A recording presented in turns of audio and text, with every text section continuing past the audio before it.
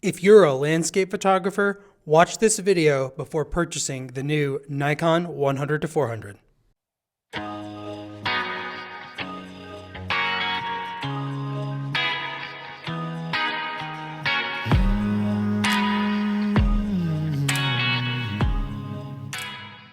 Hello everybody and welcome to the Summit Bid Gallery.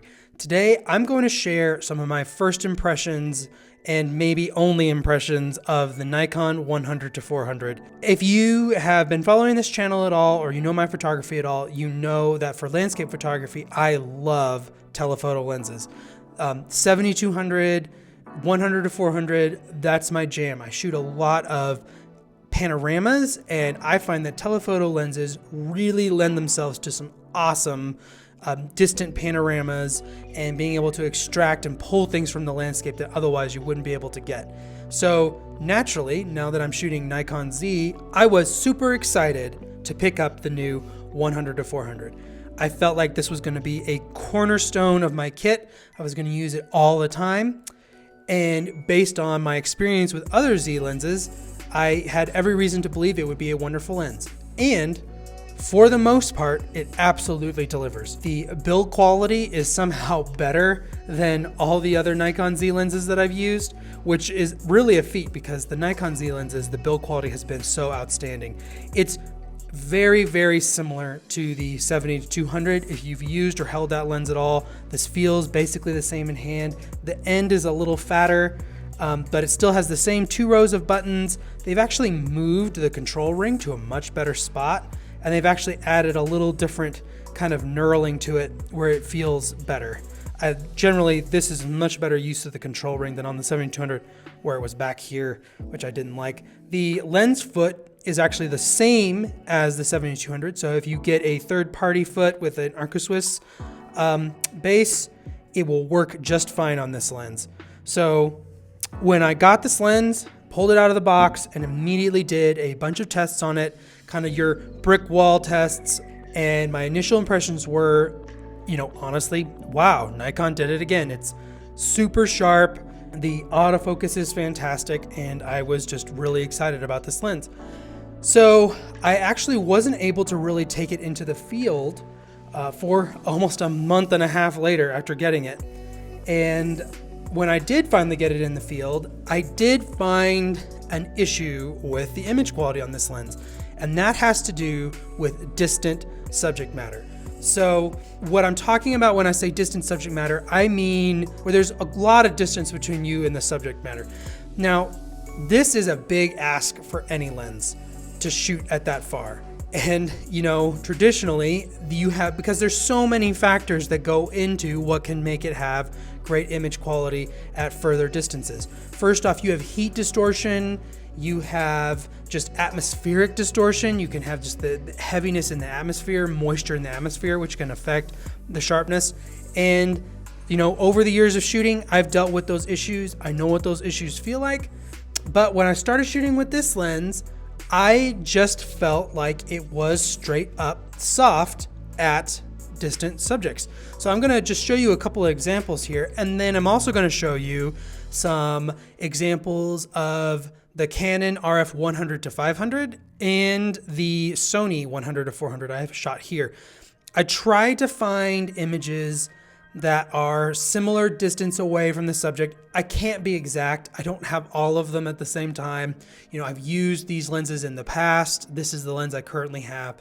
So I kind of had to try to find situations that I felt were similar enough that I could compare them.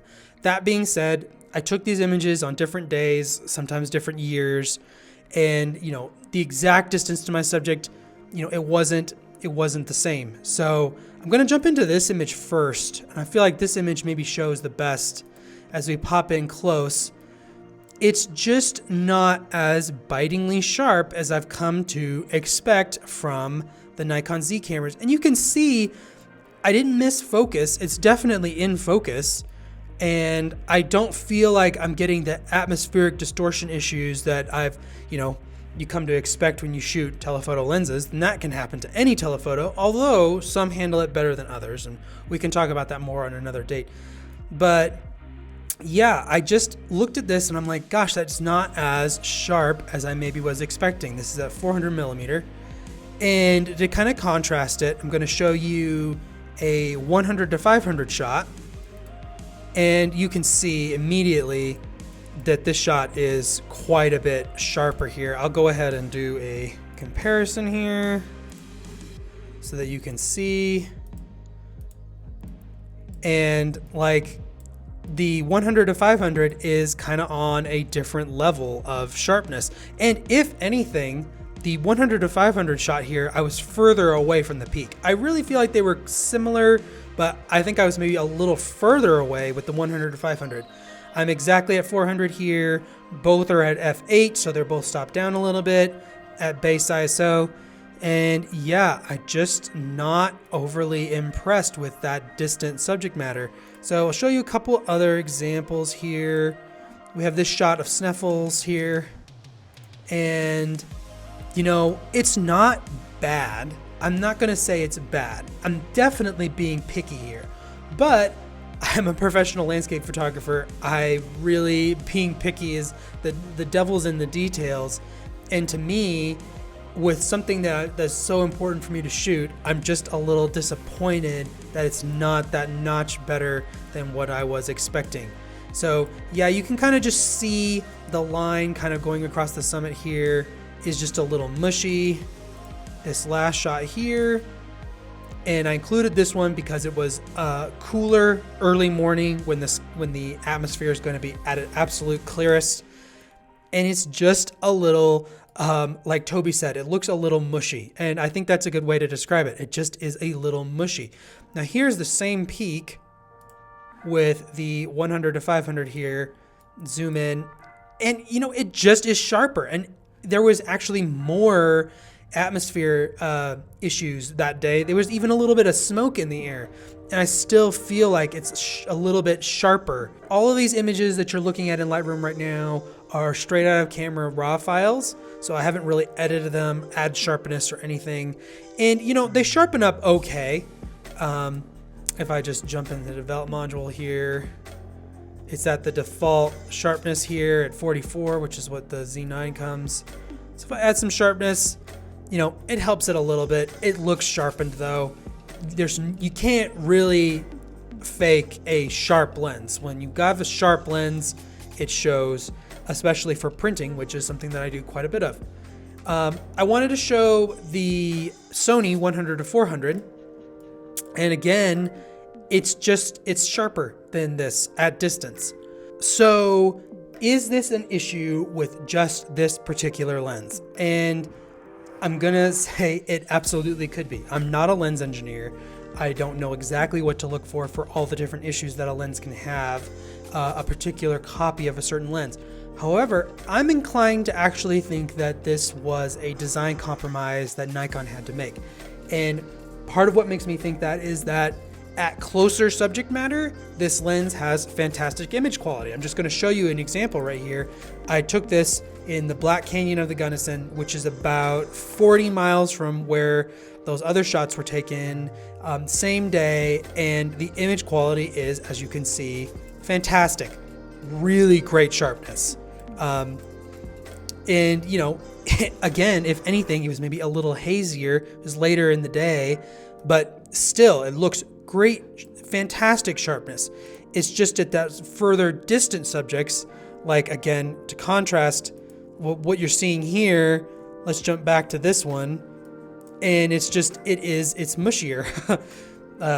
It's just not as sharp. So I don't know why it is that way. I can't help but wonder if it has to do possibly with Nikon's decision to have it be super close focusing. It focuses like really close up. I'll toss up on the screen the exact minimum focus distance at 400, but it is almost a macro lens. And for a wildlife or sports shooter, that is fantastic.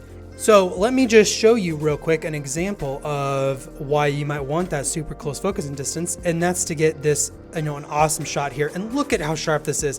Again, that's what makes me feel like it's not necessarily a copy issue as a design compromise issue.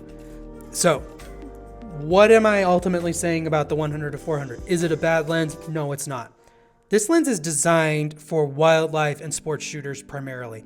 It's a landscape secondary lens. A lot of people don't shoot telephoto landscapes, and even less people shoot telephoto landscapes the way that I do with panoramas and stuff like that. So could I wish that it was as sharp as the 100 to 500 at distance? Yeah.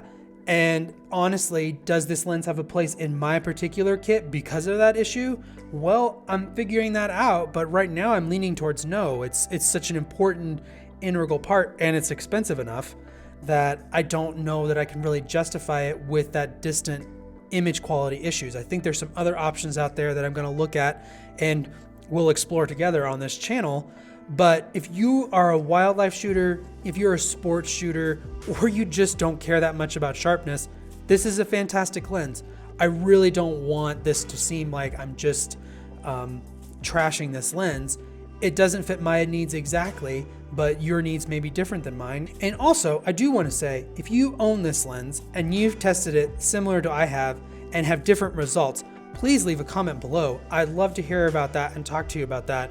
And we can figure out whether really it was just an issue with this particular copy or whether that's kind of an across the board thing.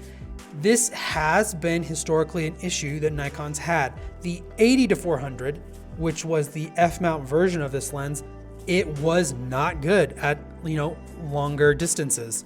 And then the 200 to 400 f4, the predecessor to the 180 to 400, it was kind of legendary for having poor image quality at distance. I guess it doesn't surprise me too much that it's popped up again here, but it does make me a little sad.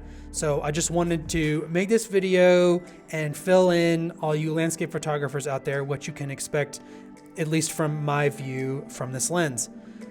If you enjoy this type of content or you find it helpful, it would really help us out if you hit that like button and subscribe for more. And with that, we'll see you on the next adventure.